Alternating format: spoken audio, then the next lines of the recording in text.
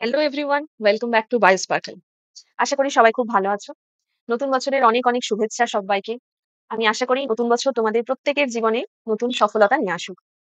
তো এনএমজেএনএম 2024 কে টার্গেট করে আমাদের যে ক্লাস অফ অনেকগুলো ক্লাস চলছে, সেইগুলোর আজকে আমরা ম্যাথের ওপর একটা প্র্যাকটিস সেট নিয়ে এসেছি।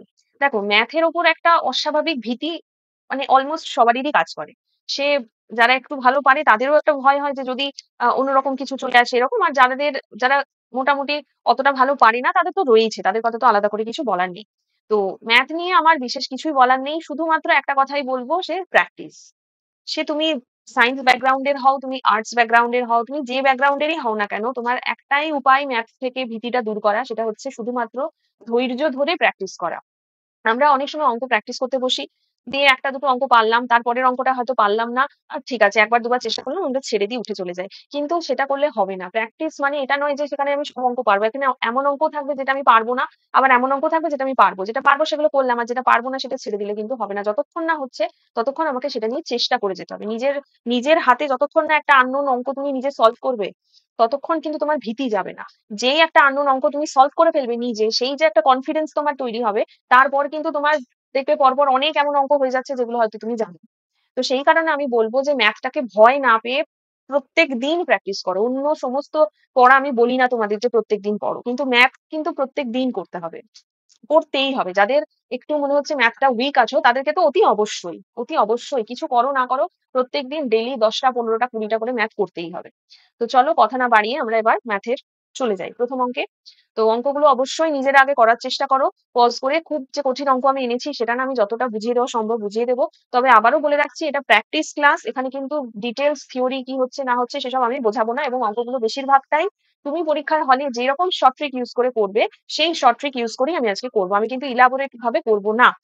সেজন্য যাদের মনে হচ্ছে যে চ্যাপ্টার এখনো রেডি হয়নি, তারা প্লিজ আগে চ্যাপ্টার রেডি করো, দেন অঙ্ক প্র্যাকটিস প্র্যাকটিসে এসো। আগে প্রত্যেকটা চ্যাপ্টার কনসেপ্ট বুঝে আগে মিনিমাম সেই চ্যাপ্টার থেকে 30টা 40টা অঙ্ক আগে করো, তারপর প্র্যাকটিস করবে।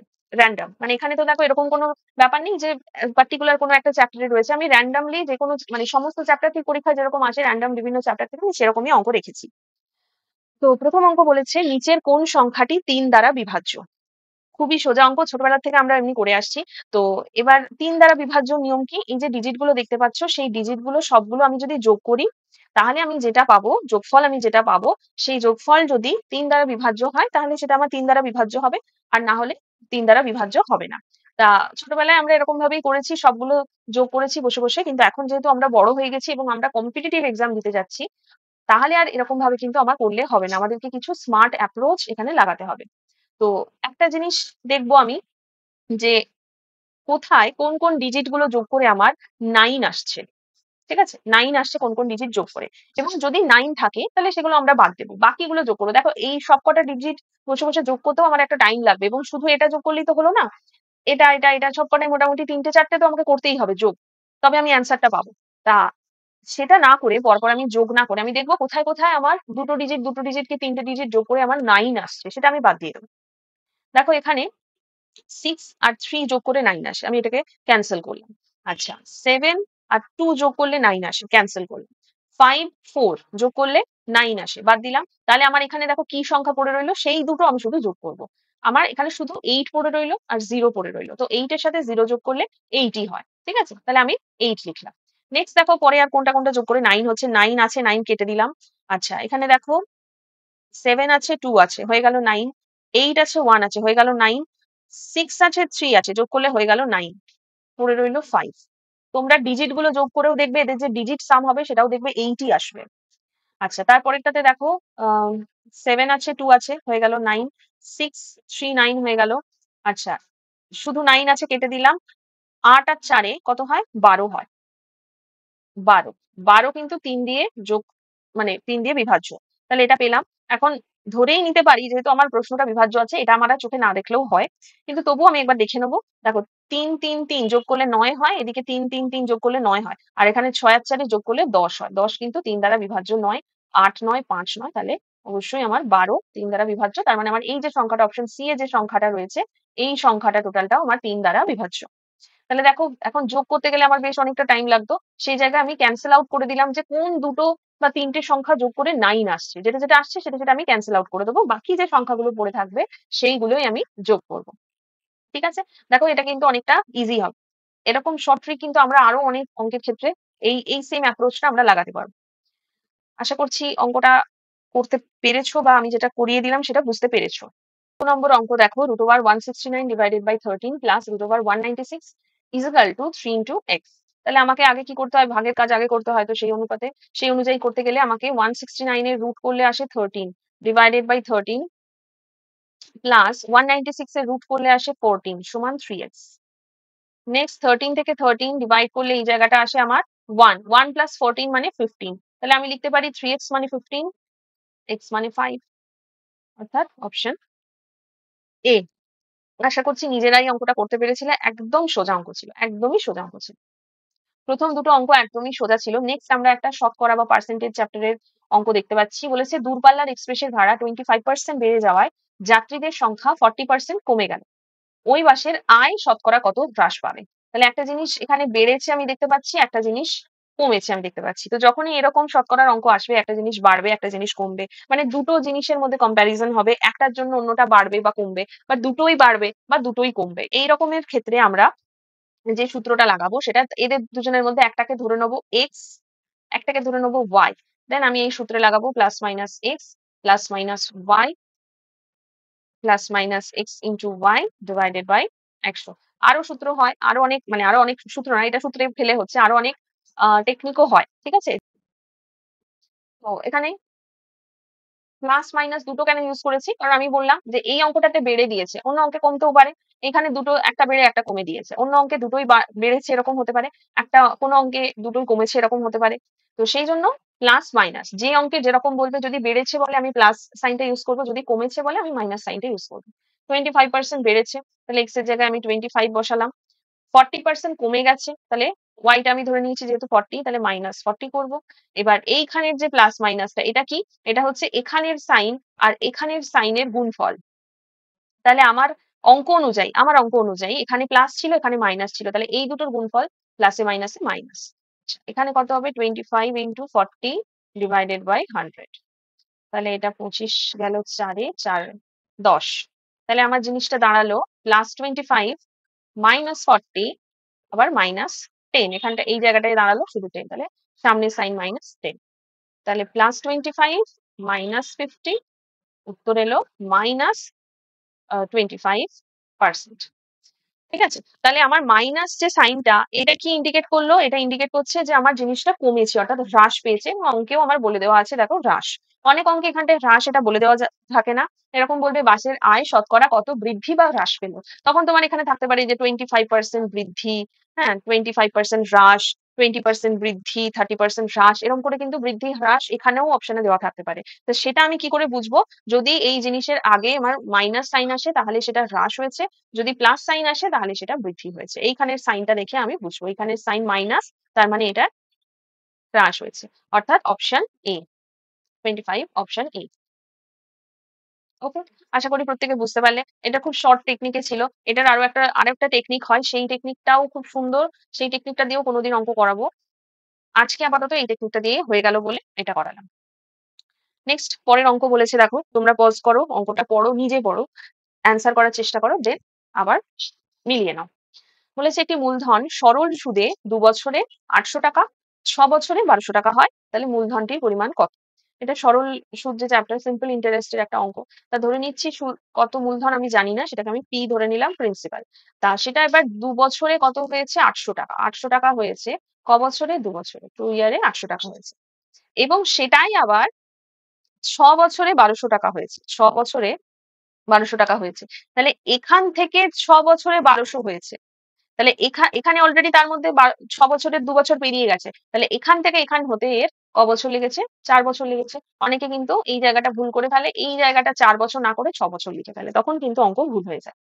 তাহলে এখানটা 4 বছরে 1200 টাকা। আচ্ছা, যখন এটা সরল সুদ, তার মানে আমি ধরে নিতে পারি এটা প্রিন্সিপাল হয়েছে, আর সেটা বেড়ে ইন্টারেস্ট পেয়ে অ্যামাউন্টটা হয়েছে 1200। তাহলে প্রিন্সিপাল থেকে অ্যামাউন্ট হওয়ার জন্য ইন্টারেস্ট কত পেয়েছে সে, 1200 থেকে 800 মাইনাস করলে 400 টাকা ইন্টারেস্ট পেয়েছে সে।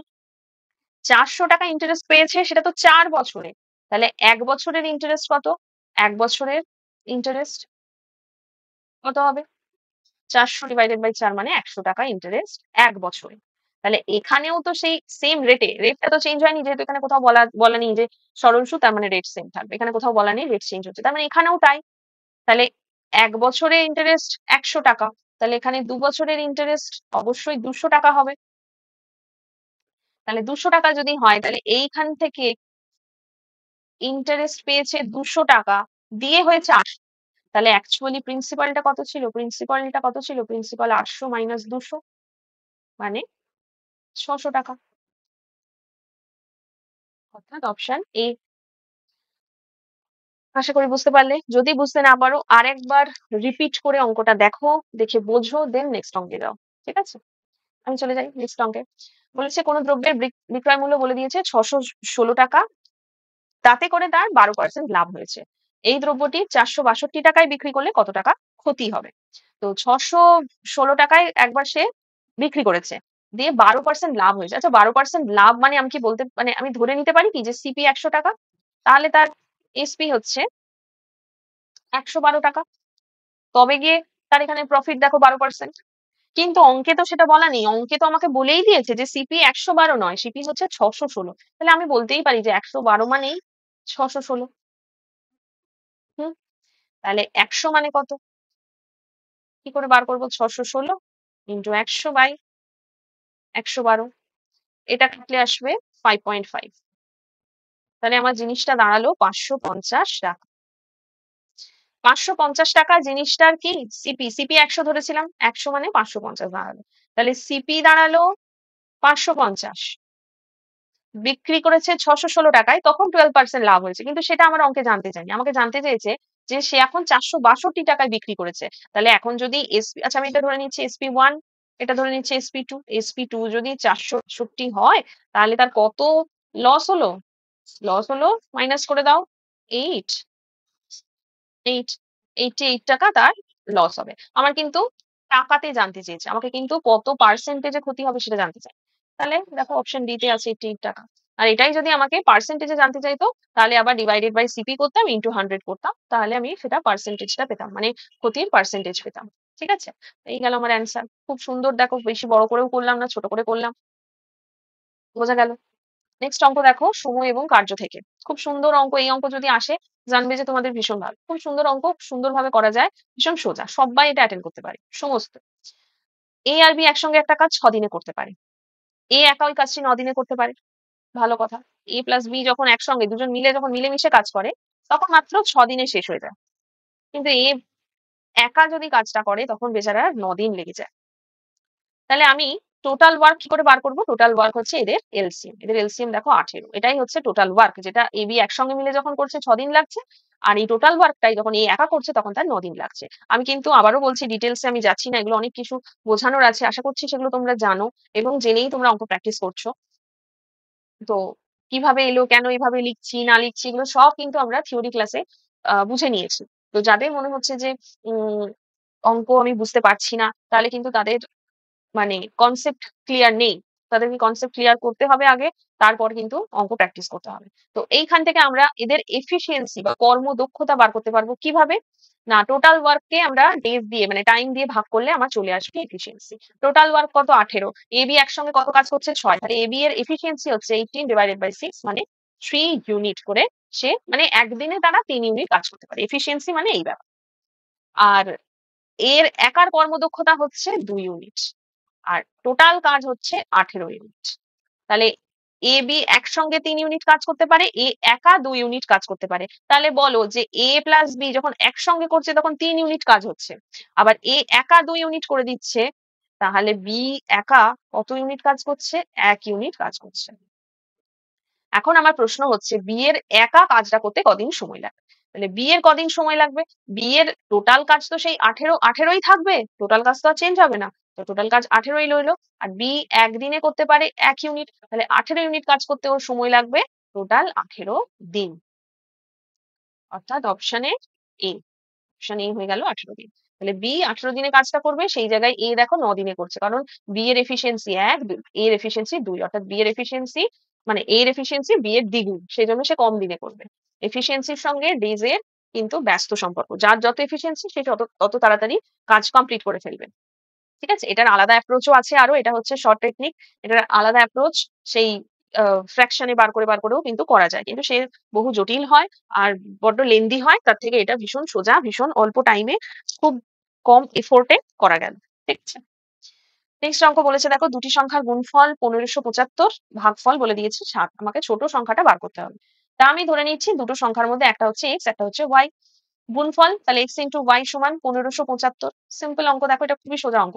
আশা করছি আমি করার আগেই তোমাদের হয়ে যাবে। তা এখান থেকে আর ভাগফল, তার মানে ভাগফল মানে x ডিভাইডেড বাই y 7। এখানে কি x greater than y, x greater than y। কেন গ্রেটার দ্যান y? কারণ যেটা দিয়ে ভাগ করছি সেটা নিচে আছে, সেটা যদি ছোট হয় তবেই আমার এখানে অ্যান্সারটা কি আসবে, হোল নাম্বারে আসবে। নাহলে y যদি বড় হতো তাহলে এটা 0-র কম আসতো, মানে দশমিকে আসতো, তাই না? তাহলে অবশ্যই x গ্রেটার দ্যান y। এখন এইখান থেকে x সমান 7y আমি বার করতে পারি। এখানে আবার x এর জায়গায় আমি ওটা পুট করে দিই, 7y ইন্টু y সমান 1575। 7y স্কোয়ার সমান 1575। তাহলে ওখান থেকে দাঁড়ালো y স্কোয়ার সমান 7 2 এ 14, 7 2 এ 14, 7 3 এ 7 5 এ 35। তাহলে এখান থেকে দেখো y দাঁড়ালো √225, √225 মানে সেটা 15-র স্কোয়ার হয়। তাহলে ছোট সংখ্যাটি কত? y ছোট, আমার y এর মান বেরিয়ে গেল 15।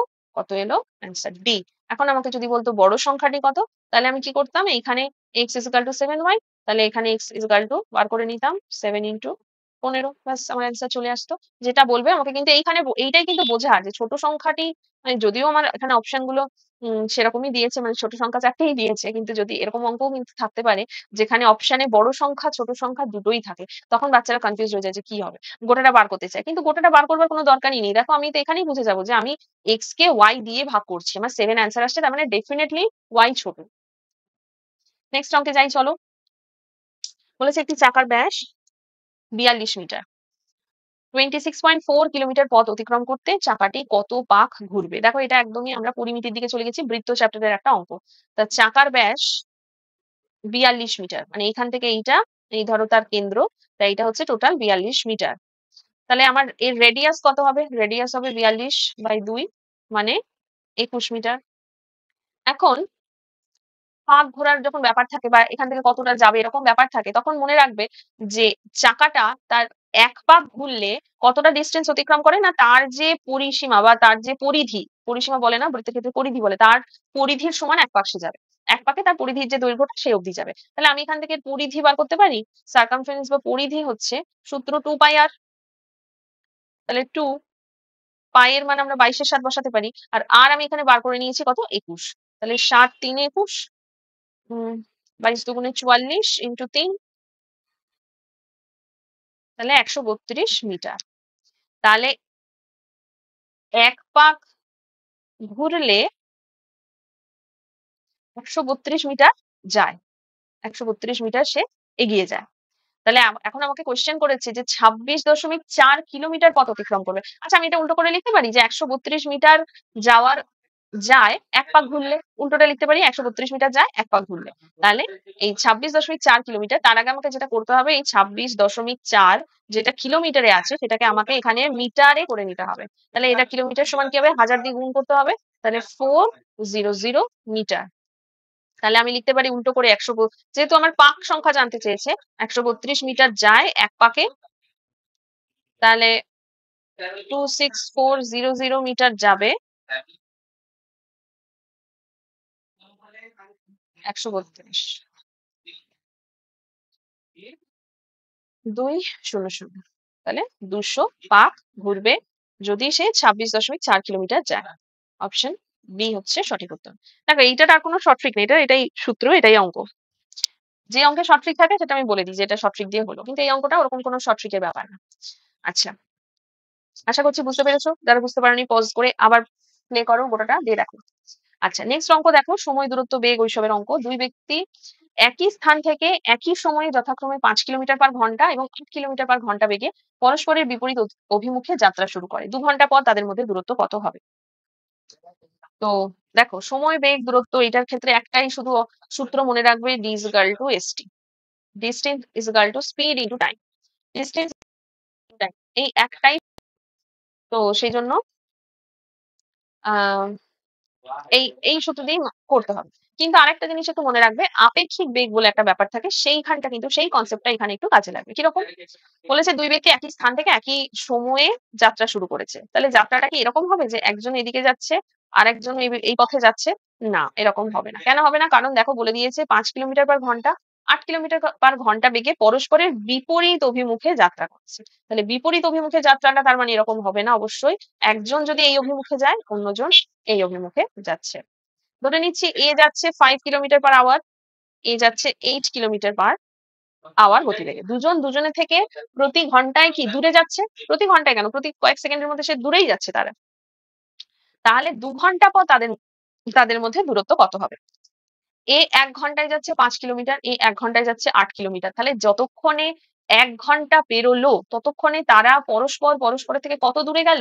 তাদের আমাকে বার করতে হবে আপেক্ষিক বেগ। এদের আপেক্ষিক বেগ হচ্ছে, কি করতে হয় যখন দুটো জিনিস একটা এদিকে যায় একটা এদিকে যায়, তখন ধরে নাও এটা S1 এটা S2, তখন আমাকে এটা যোগ করতে হয় S1 প্লাস S2। কিন্তু যদি কেউ কোনো দুটো গতিশীল বস্তু একই অভিমুখে যায়, এটা S1 এটা S2, তাহলে আমাকে কি করতে হবে? মাইনাস করতে হবে S1 মাইনাস S2, অথবা S2 মাইনাস S1, যেটা বড় হবে সেটাকে আগে রাখো। তাহলে কি বুঝলাম? এটা কি, এটা এটা কোন কেস? এটা হচ্ছে এই কেস। কি হচ্ছে? একটা একদিকে যাচ্ছে, অন্যটা অন্যদিকে যাচ্ছে। তাহলে আমাকে যেটা করতে হবে, যোগ করতে হবে। তাহলে 8 + 5 = 13 কিলোমিটার/আওয়ার। মানে এটার মানে এটাই দাঁড়ালো, প্রতি ঘন্টায় তারা একে অপরের থেকে 13 কিলোমিটার দূরে যাচ্ছে। মানে 1 ঘন্টাতে তারা, তাদের মধ্যে ডিস্টেন্স হচ্ছে বেড়ে হলো 13। তাহলে 2 ঘন্টায়, তাহলে 2 ঘন্টায় কত ডিস্টেন্স হবে তাদের? আমারও তো এটাই জানতে চেয়েছে। 2 ঘন্টায় ডিস্টেন্স হবে, 1 ঘন্টায় যদি 13 হয়, 2 ঘন্টায় হবে অবশ্যই কত? 26 কিলোমিটার। অর্থাৎ অপশন বি হচ্ছে সঠিক উত্তর। আশা করছি বুঝতে পারলে। আপেক্ষিক বেগ থেকে ট্রেনের অঙ্ক, পোল অতিক্রম করার অঙ্ক ইত্যাদি কিন্তু অঙ্কগুলো ভীষণই আসে। ভীষণই সোজাভাবে অঙ্কগুলো বুঝে নিতে চাইলে, যদি মনে হয় যে এইভাবে বাকি সমস্ত চ্যাপ্টারের অঙ্ক শর্ট ট্রিক দিয়ে ইউজ করে অল্প, মানে ভীষণই অল্প সময়ের জন্য করতে হবে, তাহলে কিন্তু একটা প্রপার গাইডেন্স এর দরকার, যেটা তোমরা আমাদের ইনস্টিটিউটে খুবই অল্প খরচে, খুবই অল্প সময় ব্যয়ে পেয়ে যাবে। যদি মনে হচ্ছে যে হ্যাঁ সত্যি অঙ্কটা খুবই আমি দুর্বল, আমার ইমপ্রুভ করতেই হবে, না হলে এই যে 3 মাস সময়টা আছে এটা কিন্তু দেখতে দেখতে হেসে খেলে বেরিয়ে যাবে। সুতরাং অবশ্যই একদমই যারা ভাবছো যে না আমাকে এবারে পেতেই হবে, আমার কাছে একদম এটা ডেড এন্ড, তাহলে তাদেরকে কিন্তু অতি অবশ্যই অঙ্কটাও স্ট্রং করতে হবে। মানে সব চ্যাপ্টারে সমস্ত সাবজেক্টই তো স্ট্রং করতেই হবে, কিন্তু অঙ্কটার জায়গাটা কিন্তু একটা হিউজ ডিফারেন্স তৈরি করবে। তো সেই জন্য বলা যে যাদের মনে হচ্ছে যে অঙ্কটা ভীতি দূর করতেই হবে, তারা অবশ্যই একবার আমাদের ইনস্টিটিউটে ম্যাথের ক্লাস করে দেখতে পারো। অবশ্যই তোমরা ফল পাবে। লাস্ট অঙ্ক আজকে দেখো বলেছে 45 মিটার মিশ্রণে দুধ আর জলের অনুপাত 3:2। এই মিশ্রণে কত পরিমাণ জল মেশালে দুধ আর জলের অনুপাত বেড়ে হবে 9:11? এটা আমরা শর্ট ট্রিক দিয়ে করব। আবারও বলছি, এটা অনেক রকম হয় টেকনিক, আমরা করব শর্ট ট্রিক দিয়ে। তা এই মনে করো আমার কাছে একটা পাত্র ছিল, যেখানে আমার টোটাল অ্যামাউন্টটা ছিল 45 লিটার, যেখানে আমার দুধ আর জল, মিল্ক আর ওয়াটারের মিশ্রণ ছিল 3:2 অনুপাতে মিল্ক আর ওয়াটার মেশানো ছিল। এখন এটার মধ্যে কি ঢালা হয়েছে? খানিকটা জল মেশানো হয়েছে, দিয়ে দুধ আর জলের অনুপাতটা বেড়ে হয়ে গেছে 9:11। তাহলে আমার কি মেশানো হয়েছে? জল মেশানো হয়েছে। তাহলে জল যদি মেশানো হয়, দেখো 2 থেকে বেড়ে 11 হয়েছে, ঠিক আছে, মানা যাচ্ছে। কিন্তু জল মেশানো হলেও দুধের পরিমাণটা তো চেঞ্জ হওয়ার কথা না, দুধ যা ছিল আগে তাই থাকবে। কিন্তু আমি এখানে দেখতে পাচ্ছি মিল্ক 3 থেকে 9 হয়ে গেছে। তাহলে এটা তো হলে হবে না, আমাকে মিল্কের পরিমাণটা সেম রাখতে হবে, কারণ মিল্ক মেশানো হয় না। মিল্ক আগে যা ছিল তাই ছিল, মানে তাই এখনো তাই আছে। তাহলে আমাকে মিল্কের পরিমাণটা যদি সেম করতে হয়, তাহলে দেখো আমাকে এই অংশটার সঙ্গে এই অংশটা সমান করতে হবে। 3 আর 9 কে আমাকে সমান করতে হবে। 3 আর 9 কে সমান করা একভাবেই পসিবল, যদি আমি এর সঙ্গে 3 গুণ করি। এর সঙ্গে 3 গুণ করা মানে এই রেশিওটা এখন দাঁড়িয়ে গেল 3 3 9 3 2 6। আর এর সঙ্গে কিছু করব না, 9:11 এটাই থাকলো। ঠিক আছে? তাহলে এখন আমি দেখতে পাচ্ছি যে নতুন যে মিল্ক আর ওয়াটারের রেশিও, সেখানে মিল্কের পরিমাণটা সেম টু সেম আসে, মানে যেহেতু মিল্ক মেশানো হয়নি, জল মেশানো হয়েছে। জল মিশিয়ে মেশানোর পর কত বেড়েছে দেখো, 6 থেকে হয়েছে 11। আগে ছিল 6, হয়ে গেছে এখন 11। তার মানে ডেফিনেটলি যেটা বেড়েছে সেই পরিমাণ জলই মেশানো হয়েছে। কতটা বেড়েছে? আমি দেখতে পাচ্ছি 5 বেড়েছে, 5 ইউনিট বেড়েছে। কেন আমি লিটার বলতে পারবো না? কারণ এগুলো সব রেশিওতে আছে, এগুলো অ্যাকচুয়াল অ্যামাউন্ট নয়, এগুলো সব রেশিও অ্যামাউন্ট। তাহলে আমি এখানে দেখতে পাচ্ছি যে এখান থেকে যেটা বেড়েছে সেটা 5 ইউনিট। কিন্তু অ্যাকচুয়ালি আমার জিনিসটা কয় ইউনিট ছিল? ৭৫ লিটার সরি ৪৫ লিটার ছিল। তাহলে আমি কি বলতে পারি যে এই ৯ আর ৬ এই দুটোর অ্যামাউন্ট, এই আমার এখন মিল্ক আছে, এই আমার এখন ওয়াটার আছে। এই দুটো যোগ করলেও আমার ৪৫ ই আসার কথা। কিন্তু আমার অ্যাকচুয়ালি কত আসছে দেখো, ৯ আর ৬ যোগ করে আসছে ১৫। তাহলে ১৫ মানেই আমার যেটা ১৫ সেটাই হচ্ছে অ্যাকর্ডিং টু অঙ্ক ৪৫। আমার যেটা ১৫ সেটাই অ্যাকর্ডিং টু অঙ্ক ৪৫ লিটার। কোথা থেকে ১৫ পেলাম? ৯ আর ৬ যোগ করে। কারণ এই আমার মিল্ক, এই আমার ওয়াটার। মিল্ক আর ওয়াটার যোগ করলে তো আমার ৪৫ লিটারই আসবে। কিন্তু যেহেতু আমি রেশিও ফরম্যাট নিয়েছি সেজন্য আমার এসছে ১৫। তাহলে ১৫ মানেই অঙ্কের ৪৫। তাহলে ১৫ মানে যদি ৪৫ হয় তাহলে ১ মানে কত? ৩। তাহলে ৫ মানে কত? কারণ আমাকে জানতে চেয়েছে যে কত পরিমাণ জল মেশানো হয়েছে। জল এটাই হয়েছে ৬ থেকে ১১, এটাই হচ্ছে জলের পরিমাণ। তো সেটা কত বেড়েছে? ৫। তাহলে ৫ মানে কত? ৫ ৩ ১৫। তাহলে জল মেশানো হয়েছে আমার ৪৫ সরি ১৫ লিটার। অপশন সি হচ্ছে কারেক্ট অ্যান্সার। যদি বুঝতে না পারো আরো একবার পজ করে পুরোটা দেখো। প্রথমবার দেখলে বা প্রথমবার যদি এই টেকনিকে অঙ্ক করো মনে হবে জটিল। আচ্ছা, এটা আরো টেকনিক রয়েছে। কিভাবে? এই যে ৪৫ লিটারের মধ্যে 3:2 হচ্ছে জল আর মিল্ক আর ওয়াটার। তো এখান থেকে আমি বার করে নিতে পারি ৪৫ ইন্টু ৩ এর ৫ করে কত হলো? ৯ ৪৫, ৯ ৩ ২৭। ২৭ হচ্ছে আমার মিল্ক। আর ২৭ যদি মিল্ক হয় তাহলে ৪৫ থেকে ২৭ বাদ দিলে হবে তোমার ১৮ হচ্ছে আমার ওয়াটার। তাহলে ২৭ আর ১৮ ওয়াটার। এখন আমাকে কি করেছি? জল মেশানো হয়েছে। তার মানে ১৮ র সঙ্গে আমি কিছুটা জল মিশিয়েছি। কতটা আমি জানি না, আমি ধরে নেবো x। তাহলে সেই দুটোর যে রেশিও দাঁড়াবে সেটা হবে 9:11 দিয়ে সেখান থেকে আমি x এর মান বার করে নেবো। এরম ভাবেও কিন্তু করা যাবে অঙ্কটা। ঠিক আছে? তো যেভাবেই করো সেই এইভাবে যদি করতে যাও ভীষণ বড় একটা লেন্দি প্রসেস হবে। এটা একদমই সোজা টেকনিক, শর্ট টেকনিক, সময় বাঁচানোর টেকনিক। যেই সময়ে তোমরা আরো ৫টা অঙ্ক নিয়ে ভাববে বা আরো ৫টা কোয়েশ্চেন নিয়ে ভাববে। সুতরাং আমার একটা দিকেই বেশি টাইম দিলে হবে না। তো আজকে ১০টা প্রশ্নই রেখেছি কারণ আমি জানি যে আমাকে ভালো করে বুঝিয়ে করতে গেলে ১০টা প্রশ্নতেই অনেক টাইম লেগে যাবে। নেক্সট এইভাবেই আমরা যদি সিরিজ চালু রাখি ১০টা করে আমাদের প্রত্যেকটা অঙ্কই কিন্তু টাইপ আমাদের শেখা হয়ে যাবে। আর যারা মনে করছো যে আমাদের ইনস্টিটিউটে ভর্তি হবে, মাত্র ৩ মাস আছে, সমস্ত অল সাবজেক্ট ভালোভাবে পড়ে, স্টাডি করে, কনসেপ্ট বুঝে, পরীক্ষা দিয়ে মেগা মক টেস্ট আমাদের প্রত্যেক মাসে একটা করে বড় মক টেস্ট হয়। যারা টেলিগ্রামে যুক্ত নেই তারা টেলিগ্রামে যুক্ত হলে বুঝতে পারবে। সেখানে আমি মক টেস্ট গুলো সবার জন্য ফ্রিতে ব্যবস্থা করে দিই। সবাইকে বলি মক টেস্ট গুলো দেওয়ার জন্য। কারণ তোমাদের ফ্রিতে মক টেস্ট অনেকেই থাকে বাড়িতে বই আছে কিন্তু সেইভাবে নিজেরা ওভাবে দেওয়া যায় না। কিন্তু কোথাও থেকে একটা কোয়েশ্চেন পেলে একদম কোয়েশ্চেন যেরকম তোমাদের ফরম্যাট থাকে ওই ফরম্যাটেই আমি কোয়েশ্চেন বানাই। ওই ফরম্যাটেই কোয়েশ্চেনের সমস্ত কিছু ব্যাপার থাকে। তো সেইভাবে যদি কোয়েশ্চেনটা বাড়িতে বসে সলভ করার চেষ্টা করো, এখন থেকে তোমাদের একটা ওরকম ব্যাপার আসবে যে হ্যাঁ পরীক্ষা দিচ্ছি এরকম একটা ব্যাপার আসবে যেটা তোমাদের পরীক্ষার হলে গিয়ে তখন আর মনে হবে না যে না আমি পরীক্ষা দিচ্ছি। মনে হবে এই জিনিস তো আমি অলরেডি ২-৩ মাস ধরে করেই এসেছি। আমার আর সেটা নতুন কিছু মনে হবে না তোমাদের। তো সেই জন্য বলা যে যদি মনে হচ্ছে তোমরা কেউ ভর্তি হবে তাহলে স্ক্রিনে দেওয়া নাম্বারে অবশ্যই যোগাযোগ করো। আর ভিডিওটা যদি ভালো লাগে তাহলে অবশ্যই বন্ধুদের সাথে একটু শেয়ার করো। তোমাদের কাছ থেকে কমেন্ট পেলে আমাদের ভালো লাগে, পড়তে ভালো লাগে কমেন্ট, এবং আমরা আরো বেশি করে ইন্সপায়ার হই ভিডিও বানানোর জন্য। তো দেখা হচ্ছে পরের ভিডিওতে। আর যদি তোমাদের কোনো সাজেশন থাকে আহ অন্য কোনো সাবজেক্টের ওপর কিসের ভিডিও বানালে ভালো হয় সেটা অবশ্যই কমেন্টে জানিও। তো সেই মতো আমি নিয়ে আসার চেষ্টা করবো। চলো বাই, দেখা হচ্ছে পরের ভিডিওতে।